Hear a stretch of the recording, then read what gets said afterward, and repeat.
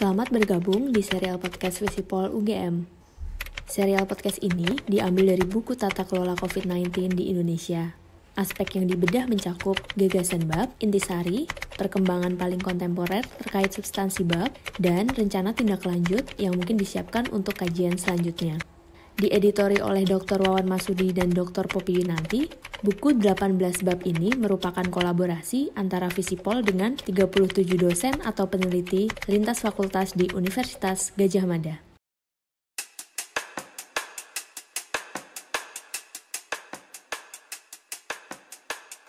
Ya, mereka tidak bisa mengakses bantuan sosial dari pemerintah. Itu untuk bisa menangkap respon masyarakat.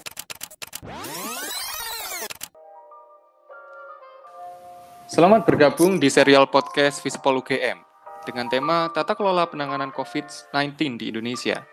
Buku 18 bab ini ditulis oleh 37 dosen, peneliti Visipol dan lintas fakultas di UGM yang dieditori oleh Dr. Wawan Masudi dan Dr. Poppy Yunanti. Sebagaimana kita semua ketahui, pandemi global virus COVID-19 telah menyebar di seluruh belahan dunia, tidak terkecuali di Indonesia. Menariknya, buku ini adalah salah satu buku yang terbit paling awal terkait topik ini. Serial podcast kali ini berisi obrolan kami dengan para penulis bab dalam buku Tata Kelola tersebut.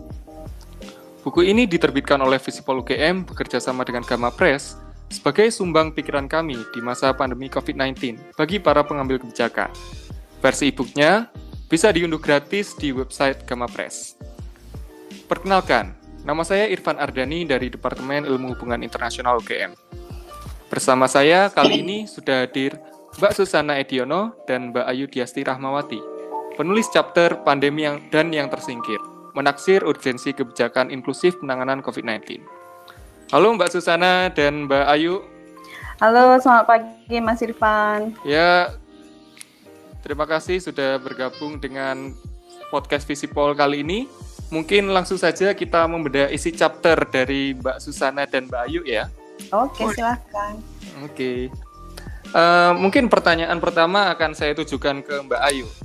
Sebenarnya bagaimana sih Mbak Ayu ide awal di balik tulisan ini, misalnya, dan juga apa signifikansi dari bab ini dalam kaitannya dengan diskusi yang lebih luas mengenai tata kelola COVID-19? Oke, makasih pertanyaannya, Van. Kira-kira udah berapa bulan ya sejak awal pandemi ya? Mungkin sekitar 3-4 bulan ya. Bulan ya. Ya. Dinyatakan sebagai pandemi COVID-19 sudah menyebabkan banyak sekali disrupsi gitu di berbagai sektor ya. Meskipun pada awalnya data menunjukkan bahwa wabah ini cenderung dialami oleh mereka yang punya privilege gitu untuk bepergian dari satu negara ke negara lain.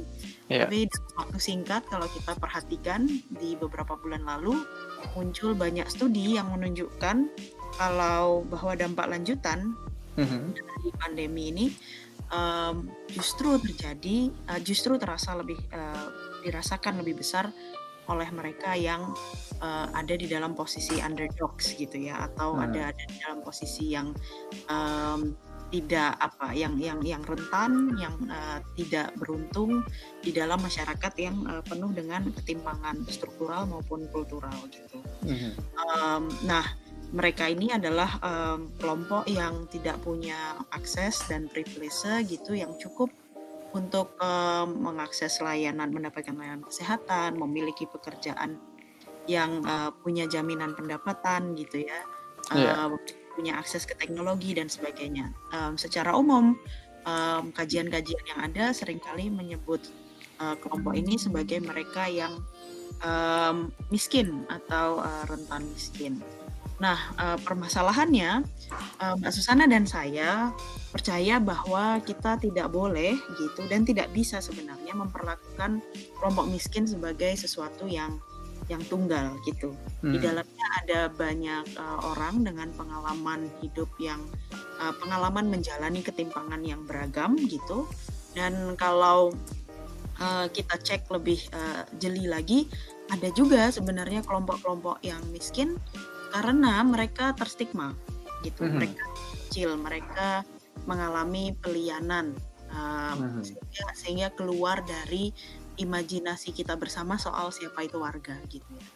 Nah, tulisan ini muncul sebagai upaya kami untuk mengajak pembaca memahami bagaimana pandemi dialami dan dirasakan oleh kelompok-kelompok ini, kelompok-kelompok yang sebelum pandemi sudah mengalami pelianan dan marginalisasi, dan kemudian tambah dan hal itulah yang membuat mereka semakin rentan gitu selama kita menghadapi krisis kesehatan karena COVID-19.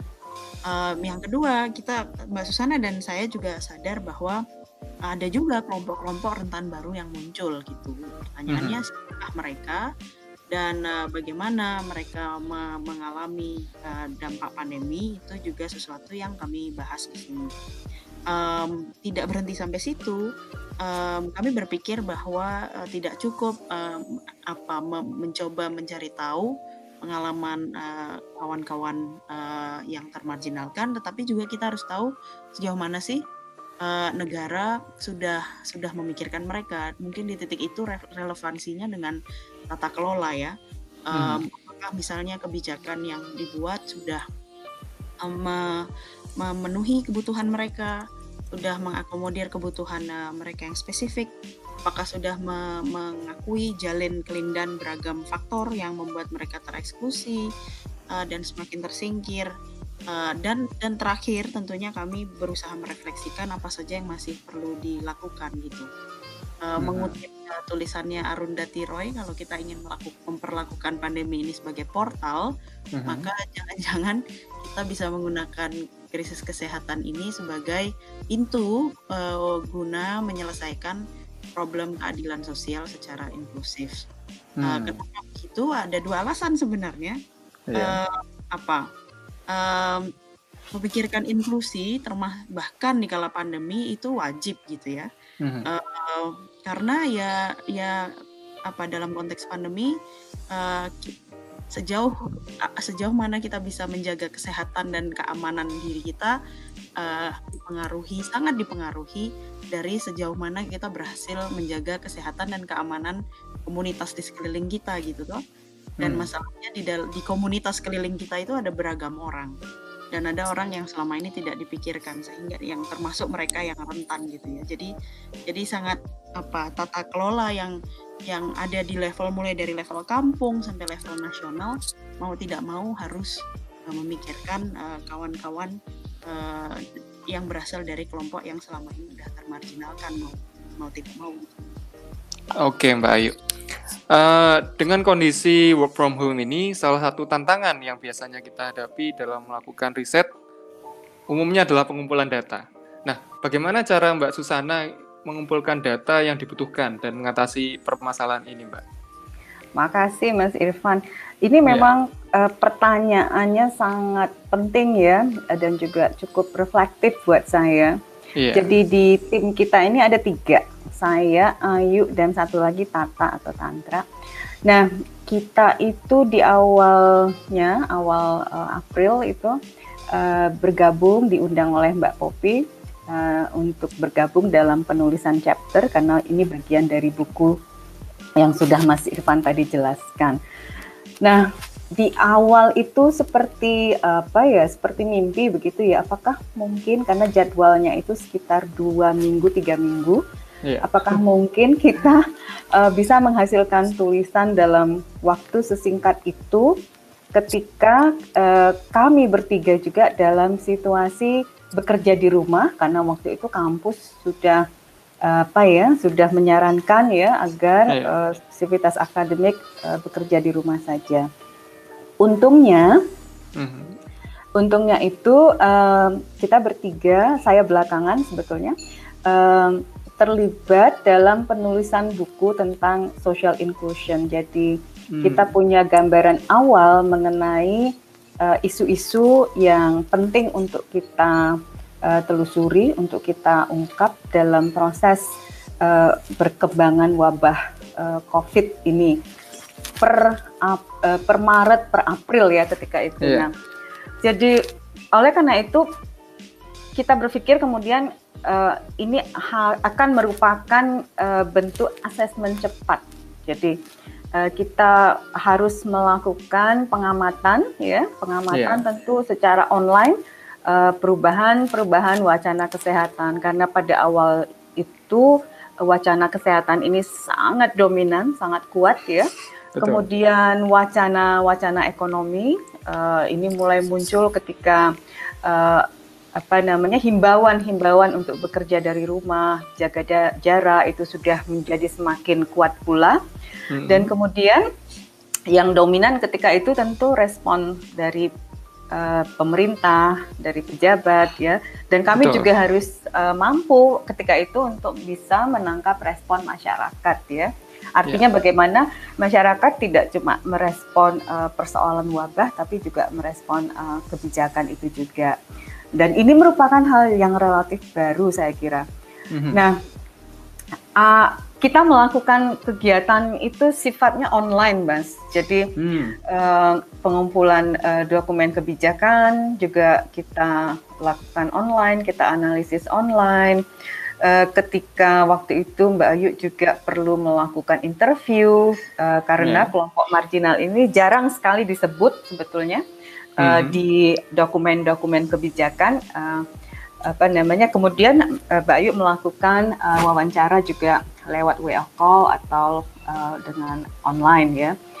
Demikian juga yang paling menantang, terutama kami bertiga harus mendiskusikan sejak awal, kemudian perkembangan data, kemudian analisis data sampai kepada proses penulisan itu juga harus dengan online ya.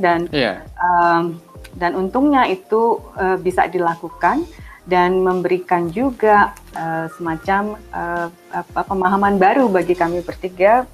Ini mungkin untuk dilakukan dan barangkali di masa yang akan datang juga menjadi sesuatu hal yang nggak terhindarkan gitu. Nah, jadi pada prinsipnya kita menelaah literatur, studi terdahulu juga untuk menjelaskan bagaimana pandemik ini perlu diletakkan dalam konteks sosial, ekonomi, dan politik yang lebih luas. Lalu kita mencoba menarik ya dari situ untuk membaca, memahami apa yang terjadi di Indonesia. Jadi sangat menantang, tidak cuma dari aspek waktu yang sangat terbatas, jadi juga proses online-nya ya. Apalagi pada saat itu dan juga sekarang sebetulnya kita berada di tengah-tengah ketidakpastian perjalanan wabah COVID ini. Betul. Tapi alhamdulillah bisa selesai, Mas. Berkat dukungan banyak pihak juga ya. Iya. Bravo, demikian Mas Irfan. Ya, kalau begitu di tengah keterbatasan ruang dan waktu, teknologi bisa membantu ketiga penulis untuk menyelesaikan tulisan ini dengan baik dan tepat waktu ya, Mbak ya. Nah, ya demikian kira-kira Mas.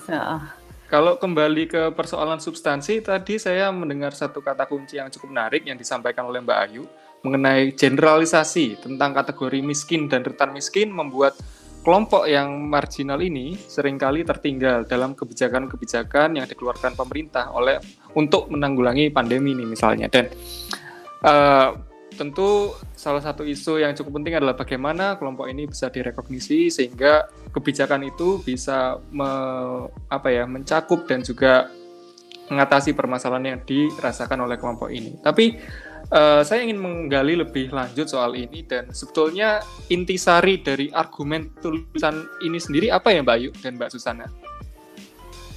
Oke, mungkin aku mulai ya Mbak Sus nanti. Ya silahkan Mbak Ayu. Sebenarnya satu, mungkin pointers aja biar enak didengarnya. Iya. Satu, kita tidak bisa memperlakukan kelompok rentan sebagai sesuatu yang tunggal gitu, karena bagaimana bagaimana kerentanan masing-masing bermula dan itu mempengaruhi pengalaman mereka menghadapi pandemi ini berbeda-beda gitu ya. Satu hal yang pasti adalah memang mereka yang tersingkir cenderung mengalami kerentanan ganda yang aku bilang tadi gitu. Karena ya sekarang kita semua sekarang lagi ngomongin soal the new normal gitu, sebagai lawan dari the old normal. Nah, buat teman-teman ini the old normal itu penuh dengan diskriminasi, penuh dengan pelianan, penuh dengan marginalisasi gitu ya. Jadi misalnya mungkin yang akan lebih gampang kalau aku pakai ilustrasi ya.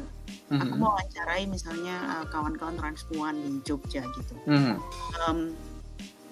Ketika sekarang misalnya orang ramai membicarakan bantuan sosial, ya mereka tidak bisa mengakses bantuan sosial dari pemerintah karena misalnya beberapa tidak punya KTP gitu ya. Atau kalau toh memang bantuan sosialnya itu berbasis kartu keluarga, tidak sedikit teman-teman transpuan itu yang dari usia yang sangat muda harus keluar dari rumah atau harus tinggal di lingkungan yang berbeda karena apa? Karena stigma gitu.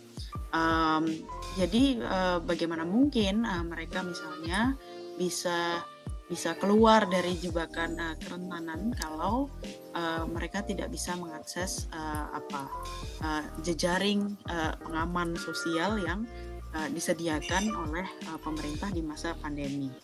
Pada akhirnya ya mereka harus kembali lagi kepada komunitas gitu, komunitas mereka sendiri, mengurus diri sendiri, mencari donasi dari sana sini. Tapi kalau kita ngomongin soal tata kelola dan kebijakan, jelas-jelas mereka ada di luar radar gitu kan kebijakan pemerintah.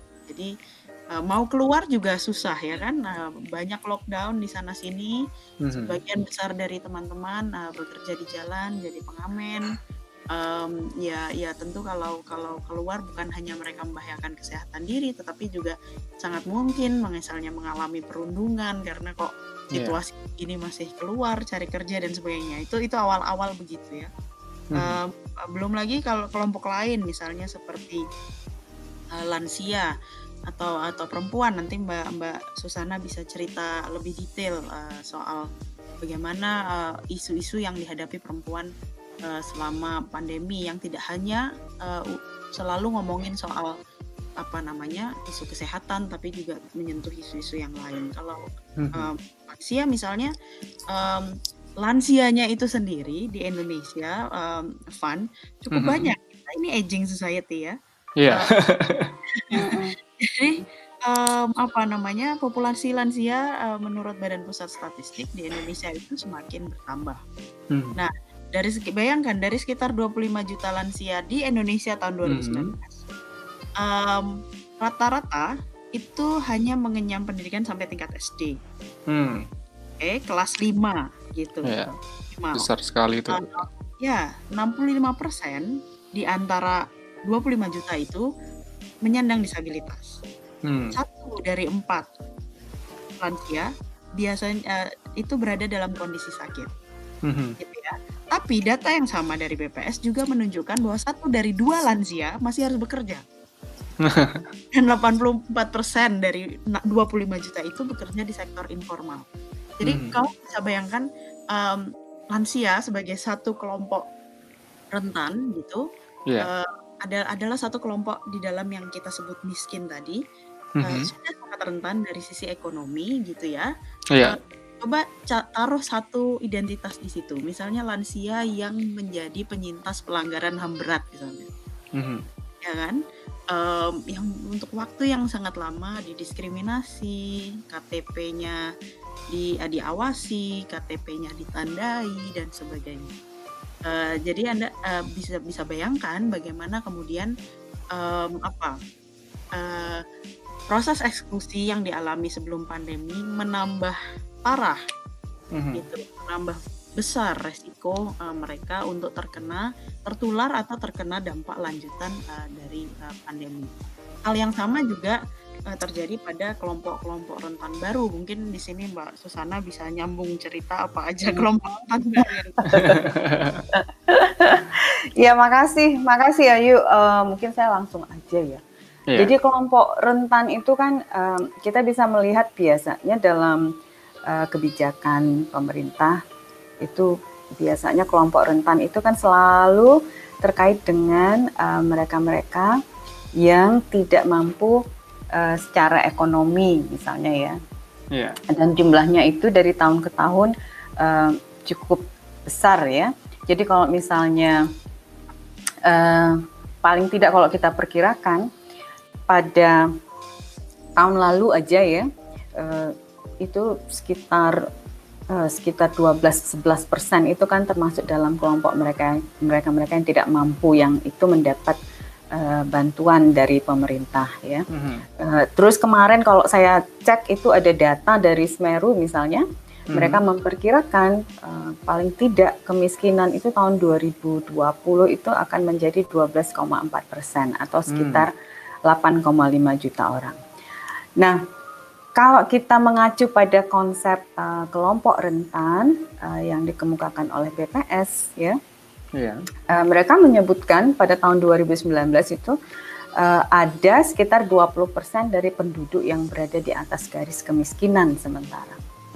Artinya dalam situasi COVID seperti sekarang ini, ketika kita diminta untuk di rumah saja, ya, kita bisa berasumsi bahwa penduduk miskin jelas akan bertambah, ya. Terutama mereka yang bekerja di sektor informal, dan di Indonesia itu kan sektor informal itu mencapai 50% ya hampir. Jadi artinya ini adalah kelompok-kelompok rentan baru, kelompok miskin yang sebelumnya dia bisa memenuhi kebutuhannya sendiri, tapi kemudian mereka terjatuh ya dalam situasi yang lebih buruk lagi. Nah, persoalannya kemudian proses marginalisasi ya, yang terjadi itu kan tidak terjadi hanya pada satu kelompok orang dengan proses yang sama ya. Marginalisasi ini kan bisa terjadi baik karena dia memiliki identitas yang berbeda dengan yang mayoritas, atau dia punya pre-existing condition. Ini bahasa yang paling sering muncul di awal-awal pada bulan Maret itu, bahwa ada orang-orang dengan pre-existing condition, misalnya mereka yang menderita diabetes, mereka yang menderita kanker, untuk terpapar oleh COVID dengan lebih besar, perkiraannya demikian. Padahal dalam masa COVID seperti sekarang ini, rumah sakit fokus penanganannya pada pasien COVID. Ya, jadi ini juga orang-orang yang mengalami hambatan akses jadinya. Contohnya, ini kalau kita lihat dari segi variasinya. Nah, ada konsep yang kami gunakan dalam buku ini, yaitu konsep interseksionalitas, interseksional dengan jadi kita melihat bahwa satu kategori itu tidak bisa berdiri sendiri. Misalnya, kalau saya beri contoh, pekerja informal itu bisa jadikan pekerja informal laki-laki, perempuan ya.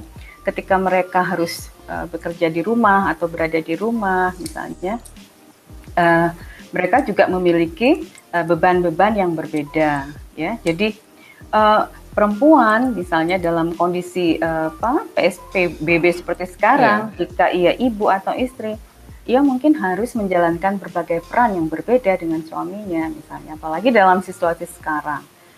Nah, di rumah anak-anak harus belajar online. Sebagai orang tua ya mungkin memiliki beban lebih di rumah dari yang sebelumnya misalnya ya.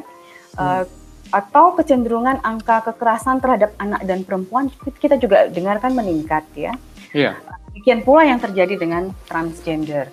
Jadi ada orang-orang yang sebelum COVID ini sudah mengalami marginalisasi, ada yang selama COVID ini mengalami marginalisasi, ada yang marginalisasinya itu berlanjut. Gitu. Jadi dengan ini sebetulnya kita ingin sekali memperlihatkan ya bahwa istilah rentan atau kelompok rentan dalam perspektif pemerintah itu sebetulnya masih sangat dan tetap terpusat pada konteks ekonomi. Dan kesehatan ya, pandemi. Jadi kami ingin mencoba untuk meletakkan kedua hal itu dalam perspektif yang lebih humanis dan inklusif. Humanis dalam arti bahwa penghidupan yang baik atau well-being manusia, keluarganya, kelompoknya, komunitasnya, itulah yang menjadi titik pusat, dan kepentingan ekonomi atau kepentingan kesehatan kalau bisa jangan sampai mengorbankan aspek-aspek well-being itu. Ya, jadi cukup menarik ya Mbak ya, bahwa sorry Van, aja. Sebenarnya kalau nanti sempat para pendengar sempat mendownload bukunya ya, Mbak Susana sudah melakukan kajian yang bagus sekali terhadap beberapa langkah strategis pemerintah. Di situ bisa terlihat bagaimana setidaknya sampai April gitu, pendekatannya memang soal menjaga daya beli mereka yang dibayangkan akan menjadi miskin ini loh. Dan sama sekali tidak membicarakan, dan sangat-sangat cara pembahasannya ya Mbak Sus ya, sangat sektoral gitu. Sektoral dalam artian gini, ketika ngomongin perempuan, peraturan yang kebijakan yang ngomongin perempuan, nggak ngomongin perempuan yang menyandang disabilitas gitu. Jadi sangat ini sekali, sangat terkotak-kotak. Jadi sudah di satu sisi ada pandemi menyebabkan marginalisasi ganda gitu, menimbulkan kelompok rentan baru, tetapi respon di level kebijakan sangat diwarnai oleh pendekatan yang business as usual, yang tidak berusaha melihat gambar besar dari proses marginalisasi itu. Kemungkinan besar karena pendekatan utama yang dipakai adalah pendekatan yang sifatnya masih berat ke pertimbangan ekonomi, menyelamatkan ekonomi gitu. Bukan berarti tidak penting, tapi itu cuma satu aspek saja kalau kita mau menghadapi pandemi dengan baik. Itu sih menurut. Oke, ini jadi cukup menarik ya Mbak ya. Pandemi ini membuka kotak Pandora bahwa kebijakan pemerintah khususnya dalam menghadapi krisis itu pertimbangannya sempit, hanya terbatas pada, kalau dalam konteks COVID-19 itu terbatas pada ekonomi dan juga kesehatan. Pertimbangan lain yang cukup penting seperti identitas sosial yang diangkat oleh chapter Mbak Ayu, Mbak Susana, dan juga Tata dalam buku ini belum menjadi bahan pertimbangan yang serius dilakukan oleh pemerintah, seperti itu ya. Dan dampaknya rupanya cukup luas karena banyak kelompok rentan baru yang sebagai akibat dari pandemi COVID-19 ini sendiri. Nah, berlanjut ke pertanyaan berikutnya Mbak. COVID-19 ini kan suatu isu yang perkembangannya cukup cepat. Apakah ada perkembangan terbaru yang muncul terkait dengan topik di bab ini sendiri? Yep. Mungkin Mbak Susana dulu deh. Oke, kalau saya mungkin masuk ke angka ya, karena ini situasi kita berada dalam suasana wabah ini, jangan-jangan kita jadi terbiasa mendengar pertambahan jumlah orang yang meninggal dunia, lama-lama kita jadi jadi datar gitu ya, tetapi saya tidak memperlihatkan, membandingkan aja pada saat kita menulis buku ini itu kita menggunakan data terakhir itu 11 Maret 2020. Jadi waktu itu WHO menyebutkan ada sekitar 2 juta kurang lebih korban, 2 juta lebih yang meninggal, dan yang meninggal dunia diantaranya itu 165.000 orang.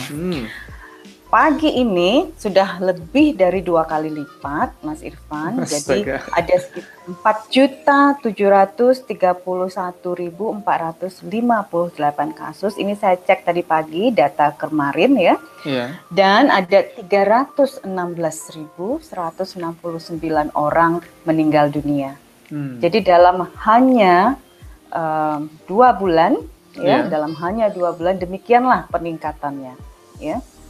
Nah, di Indonesia pada awal itu kita data yang ada masih sedikit waktu itu ya, tetapi kalau pagi ini kita lihat ya, jadi yang orang dalam pemantauan aja itu udah 45.300 orang.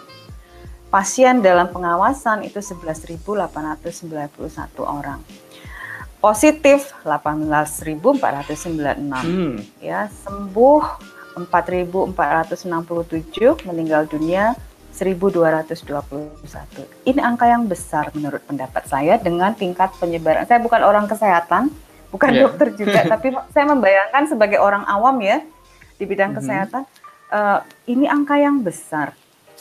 Dengan catatan ini memang seluruh angka, tapi pada prakteknya masih banyak orang yang nggak melaporkan dirinya, bahkan sakit, mengidap gejala itu juga tidak mau dicek misalnya. Jadi kita punya angka ini yang mungkin ini adalah angka minimum Ya, jadi itu perkembangan dari hal angka. Untuk kebijakan mungkin nanti saya bisa diskusikan setelah ini ya. Tapi pada prinsipnya adalah eskalasinya meningkat sebetulnya ya Mas Irfan. Cuma kita berada dalam situasi yang saya khawatir new normal itu tidak sampai pada tahapan di mana kita siap hidup dengan cara hidup yang baru, cara berpikir yang baru, cara menangani masalah dengan cara yang baru sesuai dengan situasi terkini ini juga. Itu yang mungkin satu hal yang baru terkait dengan angka ya Mas, sangat memprihatinkan menurut pendapat saya. Monggo Mbak Ayu jikalau ada catatan tambahan. Aku tadi tertawa karena karena kalau boleh jujur perkembangan baru ini justru membuat kami merasa tervalidasi gitu ya, karena dan dalam konteks yang memprihatinkan. Kenapa? Karena semakin kesini semakin banyak studi di berbagai belahan dunia yang menunjukkan bahwa ya yang menderita semakin disproportionately gitu ya, lebih besar pada kelompok ras yang rentan, yang termarginalisasi misalnya, kelompok dengan identitas gender yang termarginalisasi, penyandang disabilitas dan sebagainya gitu. Jadi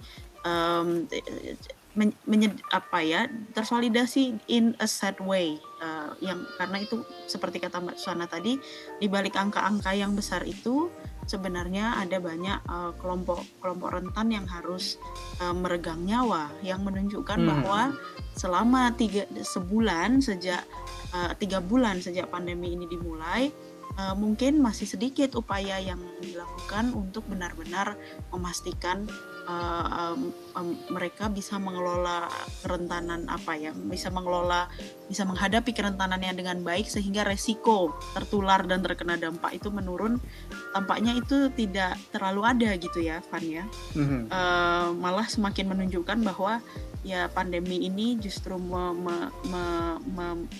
memperjelas ketidaksetaraan di antara kita gitu.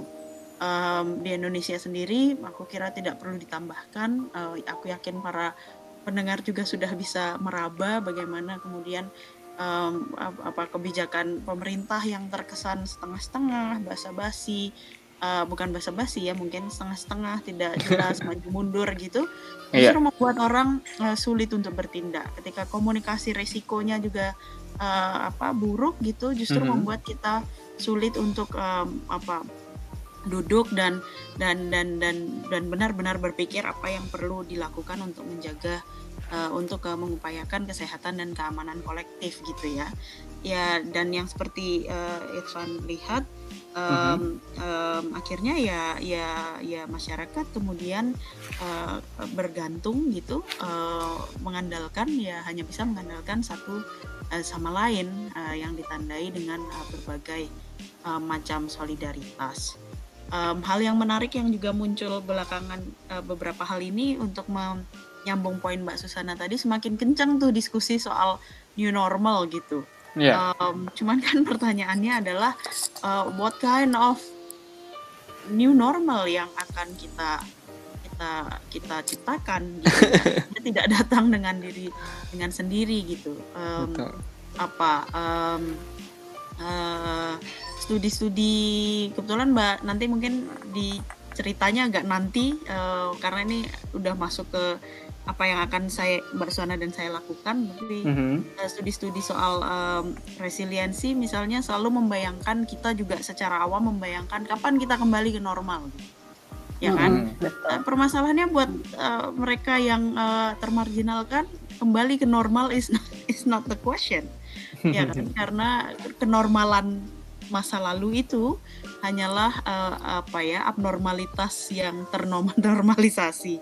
Isinya ada banyak sekali diskriminasi, ada banyak sekali ketimpangan, ada banyak sekali peraturan yang tidak memihak, sistem dan struktur yang tidak memihak, institusi yang eksklusif dan sebagainya. So, kalau kita ingin membayangkan, orang-orang sekarang sudah mulai membayangkan new normal gitu.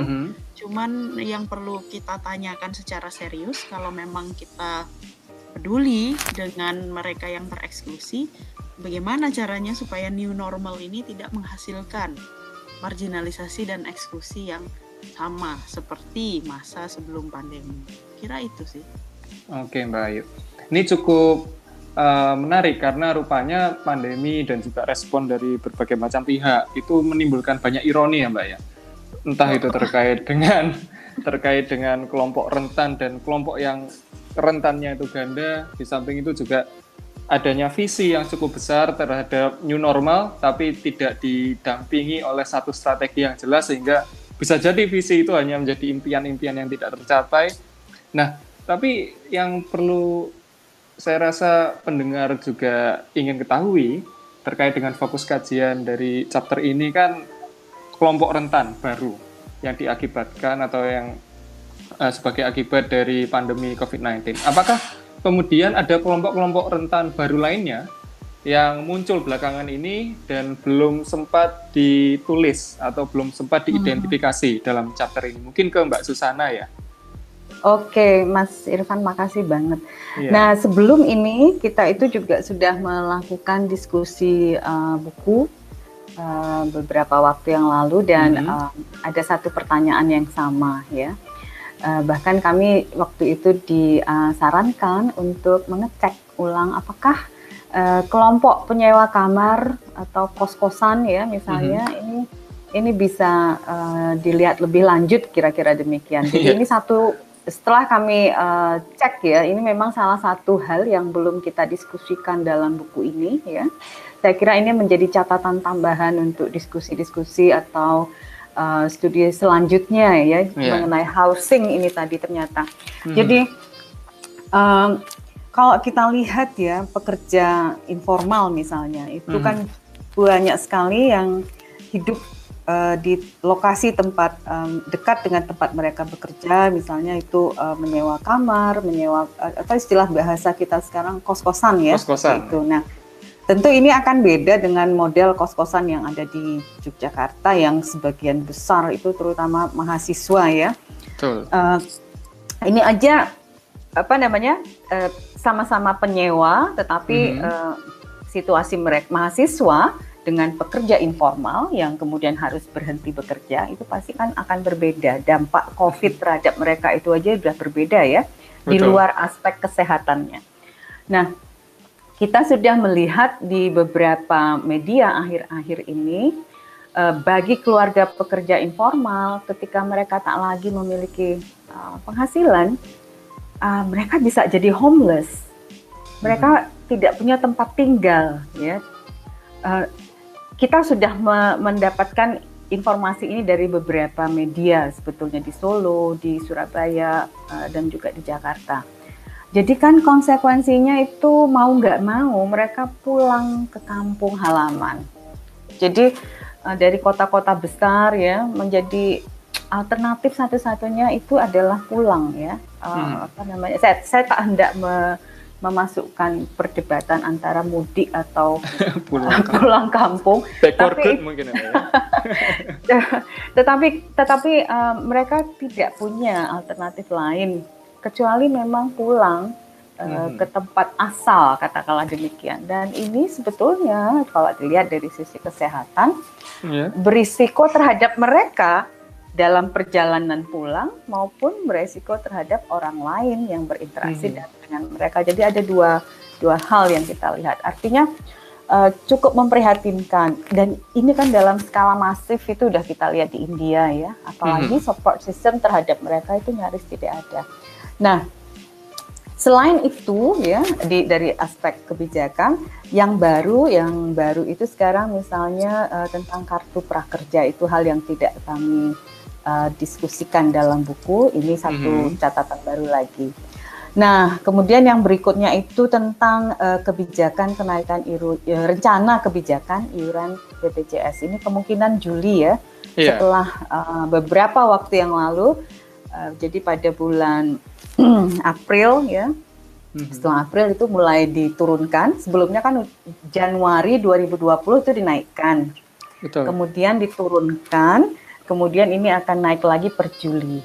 Nah, ini juga satu hal yang problematis ya kalau kita lihat mungkin di satu sisi pengelola BPJS juga perlu untuk mempersiapkan pelayanan-pelayanan kesehatan masyarakat, tetapi di sisi lain menjadi problematis ketika banyak orang harus kehilangan pekerjaan, dan apalagi iuran BPJS ini walaupun dia mengcover individu, tapi biasanya kepesertaannya juga mencakup satu keluarga, jadi termasuk cukup tinggi ya. Tapi ini mungkin hal khusus yang perlu didiskusikan berikutnya.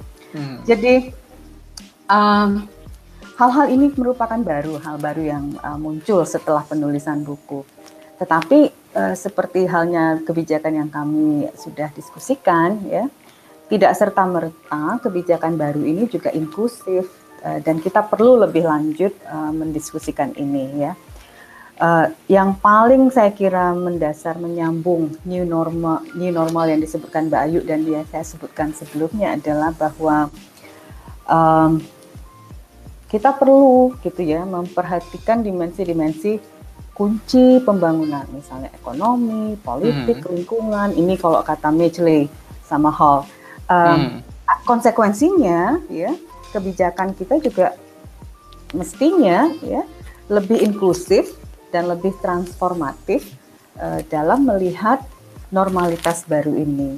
Jadi kalau tadi Mas Irfan mengatakan agak ironi gitu ya, saya setuju dengan itu. Tetapi mungkin kita harus bisa berpikir lebih positif ya dan optimis di masa seperti sekarang ini. Jadi bagaimana caranya agar kebijakan-kebijakan baru, kebijakan sosial yang ada itu bisa lebih inklusif dan lebih transformatif. Jadi memang memperhitungkan interseksionalitas dari faktor-faktor kategori-kategori yang memang kompleks itu tadi. Jadi tidak hanya berangkat dari satu asumsi indikator kategori dan menggunakan satu kategori ini untuk melihat seluruh kelompok masyarakat yang ada. Jika demikian, saya khawatir kita jadinya buta terhadap persoalan-persoalan yang lebih mendasar, lapisan-lapisan persoalan yang ada, dan kompleksitas persoalan yang dialami oleh warga, keluarganya, dan komunitasnya. Mungkin itu. Ayo, apakah ada tambahan kira-kira? Iya, mungkin ingin mendetailkan kebijakan kayak apa sih yang kami bayangkan ya, inklusif dan transformatif itu kan. Lagi-lagi di bagian terakhir buku kami, Mbak Susana dan saya dan Tata berusaha untuk merefleksikan apa sih yang harus dilakukan gitu. Kalau kita memahami pandemi ini sebagai bencana yang spesial karena krisisnya panjang gitu, kita bisa bilang kebijakan yang inklusif dan transformatif itu bisa dibagi dalam beberapa jangka gitu ya. Untuk jangka pendek dan menengah ini kan yang akan kita lakukan adalah responding sebenarnya, merespon krisis, membuat kurvanya lebih landai, lalu kemudian nanti mungkin boleh keluar sedikit-sedikit, tapi kalau mulai ada gelombang baru lagi ya kita karantina lagi gitu ya. Ada beberapa hal yang harus dilakukan, yang bisa dilakukan sebenarnya mulai dari level RT RW sampai di level kebijakan yang tinggi. Satu, pencatatan yang lebih inklusif. Beberapa waktu lalu kita berdebat soal kalau pemerintah kasih bantuan sosial basis datanya apa gitu. Ada yang dimasukkan ternyata tidak perlu, ada yang tidak dimasukkan ke dalam daftar ternyata perlu gitu kan. Nah, saya ini bukan fokus kajian kami memang soal pencatatan yang ada yang kemarin menjadi diskusi publik, tapi satu hal yang harus ditekankan adalah pencatatan itu harusnya inklusif gitu ya. Dia tidak hanya bicara soal kelompok miskin, tapi juga mungkin kelompok-kelompok yang rentan yang lain gitu, yang mungkin tidak serta-merta miskin dalam kategori ekonomi saja gitu, karena mereka juga punya kebutuhan khusus gitu ya. Jadi pencatatan yang inklusif perlu. Hal sederhana aja di RT-nya Irfan atau RT saya, RT Mbak Susana. apakah kita sudah cukup ngecek gitu kanan kiri siapa yang kira-kira terdampak secara ekonomi, adakah orang dengan disabilitas gitu ya, adakah orang tua tunggal misalnya, atau adakah anak yang tidak bisa punya akses ke teknologi dan seterusnya gitu. Saya kira itu inisiatif-inisiatifnya ada, tapi dilakukan secara mandiri di kampung-kampung tertentu saja gitu, bukan sesuatu yang lazim dilakukan oleh banyak pihak. Yang kedua, partisipasi gitu. Banyak sekali kebijakan jadi salah sasaran karena tidak dimulai dari pelibatan perwakilan dari kelompok-kelompok yang selama ini dimarginalkan, ya kan? Kita membayangkan kebijakan itu yang ada justru seperti kata Mbak Susana tadi, berasumsi gitu. Oh, kayaknya lansia butuhnya ini, anak butuhnya ini, orang dengan disabilitas butuhnya ini gitu. Dan itu sudah tidak bisa dilakukan lagi gitu ya. Mereka berdaya, kita semua berdaya, dan kita perlu memperlakukan satu sama lain sebagai sama-sama manusia yang punya agensi gitu ya, yang tahu apa kebutuhannya, tahu di mana mencarinya, bagaimana mencari dukungan, dan bagaimana caranya memikirkan bersama-sama jalan keluar dari semua masalah ini. Yang terakhir, memang mau tidak mau, untuk urusan jangka pendek dan menengah ini ya in a way agak panjang juga nggak apa-apa, ya pelayanan inklusif kan. Salah satu problem eksklusif kan maldistribusi ya. Distribusi sumber daya yang timpang gitu, sehingga mengidentifikasi kebutuhan kelompok yang termarginalkan, memastikan bahwa distribusinya sumber dayanya tidak timpang, sehingga pelayanannya itu tidak inklusif, tidak eksklusif. Itu jadi sangat diperlukan. Itu untuk urusan responding ke krisis. Dan yang saya maksud pelayanan ini banyak ya, bukan hanya soal sumber daya pangan, obat dan sebagainya, tapi juga misalnya komunikasi, informasi, literasi, jejaring sosial misalnya. Nah, kalau yang soal transformatif tadi kan pertanyaannya itu ya, kalau kita sekarang masih sedang dalam proses pembuatan new normal, kira-kira kayak apa bentuknya gitu. Ada beberapa hal yang kami refleksikan yang mungkin kita bisa pikirkan bersama. Yang pertama, kalau Irfan perhatikan, karena kita membicarakan kelompok rentan itu selalu seolah-olah kita ada dilema, gimana kita tinggalkan atau enggak, kita harus ngurusin yang lain atau ngurusin yang ini gitu ya. Di Amerika Serikat misalnya, beberapa negara bagian meminta orang-orang homeless buat tidur di lapangan parkir dengan alasan ya energinya nggak punya buat ngurusin itu. Jadi kita membicarakan sesama manusia sebagai mana yang harus diangkut, mana yang harus ditinggalkan.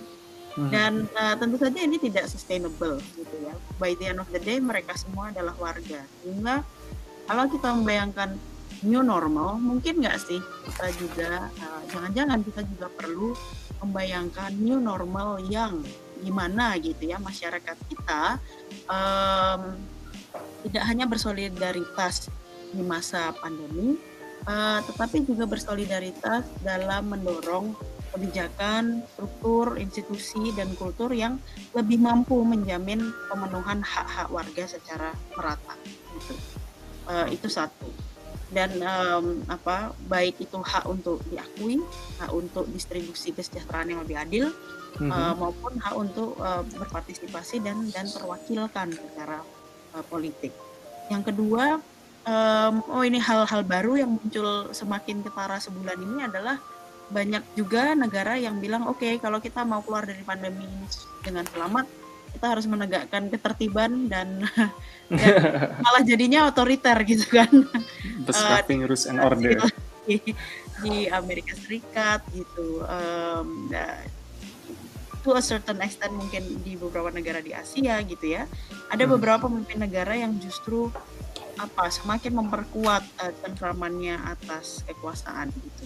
Nah, sehingga sebenarnya ada isu yang mungkin lurking gitu di belakang cerita soal pandemi ini, soal apakah demokrasi masih bertahan ya kan.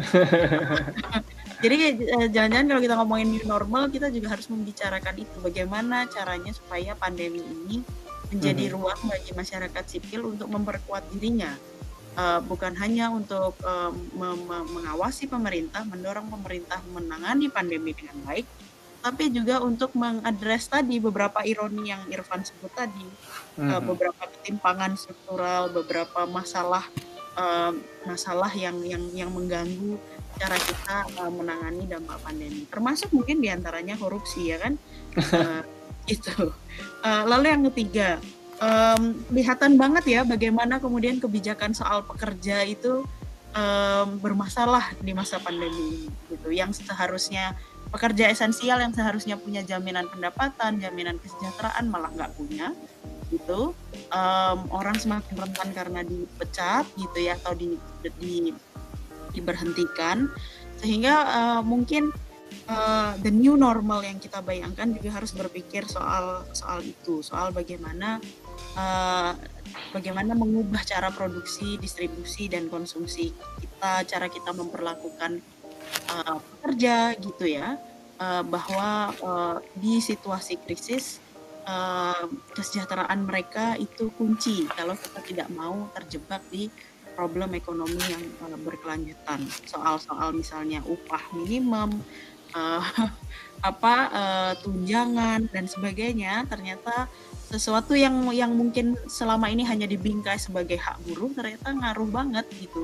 Hak pekerja ngaruh banget kalau kita ngomongin soal masa krisis. Dan yang terakhir sebetulnya new normal dalam cara kita berhubungan dengan ekosistem, dengan alam, ya.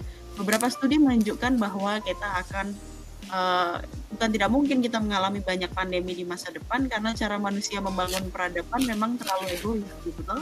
Kita semakin membuat batas antara kita dan alam itu blur, sehingga ya sudah pasti akan ada banyak virus yang lompat ke manusia, gitu. Nah, di titik ini pandemi kemudian harus dipikirkan sebagai sesuatu yang berkelindan dengan krisis yang lain, yaitu krisis lingkungan, ya kan? Apakah kemudian kita bisa membayangkan new normal yang bukan hanya membuat kita siap menghadapi the next pandemic, tetapi juga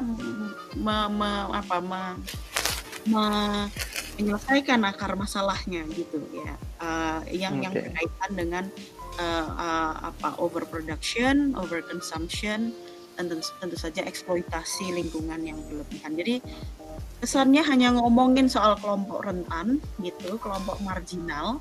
Cuman masalahnya yaitu karena marginalisasi itu berakar dari struktur dan kultur yang tidak adil. Jadi mau tidak mau, kalau kita mau selamat, ya kita harus membicarakan the elephant in the room, yaitu struktur dan kultur yang tidak adil itu tadi, dan berusaha mencari cara untuk mentransformasinya, gitu sih. Oke. Terima kasih Mbak Yu, dan mungkin ini pertanyaan terakhir ya, saya tujukan untuk Mbak Susana. Apakah ada agenda lanjutan terkait bab yang ditulis ini sendiri, Mbak? Terima kasih Mas Irfan. Ini penulisan buku ini itu menginspirasi banyak hal buat kami, ya, buat saya, Ayu dan Tata, ya. Dan kebetulan kami saat ini sedang melakukan penelitian, melanjutkan dari ide-ide yang muncul dari buku ini, melanjutkan penelitian terhadap kelompok-kelompok marginal yang tadi sudah saya sebutkan bahwa mereka tidak secara eksplisit, ya, diakui dalam kebijakan respon COVID selama ini. Jadi secara lebih spesifik kita saat ini berupaya untuk melihat beberapa kelompok marginal. Yang pertama itu anak yang berhadapan dengan hukum. Jadi kan pada bulan Maret kalau saya tidak salah, akhir Maret, ya, kalau tidak salah kan Kementerian HAM itu mengeluarkan tahanan untuk mencegah resiko COVID terhadap tahanan yang ada karena kondisi fisik mereka yang berdesakan juga. Nah, salah satu yang dipulangkan itu adalah tahanan anak-anak juga. Jadi kita ingin tahu bagaimana kondisi yang mereka alami, mengingat anak-anak yang ada di tahanan ini kan tidak sama dengan anak-anak yang lain yang belum tentu mereka bisa pulang ke keluarganya, ya. Belum tentu mereka misalnya bisa diterima oleh komunitasnya. Nah, kemudian yang kelompok kedua itu kita juga akan melihat bagaimana kondisi korban atau penyintas yang merupakan penyintas pelanggaran HAM yang cukup berat, ya. Dan kita pastikan kalau untuk salah satu kategorinya misalnya itu adalah orang-orang yang juga sudah berusia lanjut karena kasus pelanggaran HAM itu sudah berjalan berpuluh tahun yang lalu. Yeah. Dan kemudian yang ketiga itu kita akan lihat teman-teman di kelompok transpuan, ya. Jadi 3 kelompok ini yang paling mungkin untuk jangka dekat ini kita lihat. Jadi asumsinya itu mereka sebelumnya sudah marginal dan dalam kondisi sekarang ini, ya, kita duga kemungkinan mereka juga lebih marginal dibandingkan masa sebelumnya. Dan kenapa fokus pada kelompok-kelompok yang kesannya kok jumlahnya tidak sebanyak angka yang dikemukakan dari versi negara misalnya seperti itu, ya. Jadi kembali kita berangkat pada asumsi kebijakan yang inklusif tadi, yang mampu, menurut pendapat kami, lebih mampu untuk mengakui bahwa warganya itu harus didengar, harus dilihat mengenai konsepsi mereka terhadap penghidupan mereka, terhadap well-being mereka. Jadi penghidupan yang baik dalam arti itu tidak mesti apa yang dikemukakan oleh negara itu memang ya itu definisi negara, tetapi juga kita ingin melihat definisi yang orang yang betul-betul mengalami kehidupannya di tengah COVID yang sebelumnya termarginalkan. Dan artinya ini kita apa istilahnya ya, katakanlah mencoba untuk membuka ruang yang lebih luas bagi pengakuan terhadap peran civil society yang lebih luas, ya, komunitas, organisasi, ya, yang sebetulnya sudah melakukan sesuatu dan juga sedang berupaya melakukan sesuatu, tidak mesti sama dengan yang dilakukan oleh negara, tetapi kalau kita pakai istilah yang sederhana barangkali non-state provider, ya, tidak cuma state provider yang kita lihat, tapi juga ada non-state provider. Jadi artinya mereka ini juga perlu untuk terlibat, ya, dalam kebijakan yang lebih inklusif tadi. Mungkin pesan moralnya lebih ke sana. Artinya kalau Mbak Ayu mempertanyakan ini, jangan-jangan orang meragukan perlunya demokrasi gitu, ya, mau nggak mau dalam kebijakan yang inklusif ini proses demokratisasi itu menjadi tak terhindarkan, dan itu merupakan hal yang menurut pendapat saya sangat penting sehingga warga negara juga bisa berpartisipasi lebih maksimal. Mungkin dari saya demikian, Mas Irfan. Terima kasih sekali Mbak Susana dan Mbak Ayu telah meluangkan waktunya untuk bergabung bersama kami. Iya, makasih Van. Ya, demikian edisi podcast kita kali ini. Hasil podcast dapat dilihat di Spotify dan YouTube. Dan sekali lagi terima kasih sudah bergabung bersama kami untuk para audiens. Semoga kita semua selalu sehat dan terhindar dari COVID-19.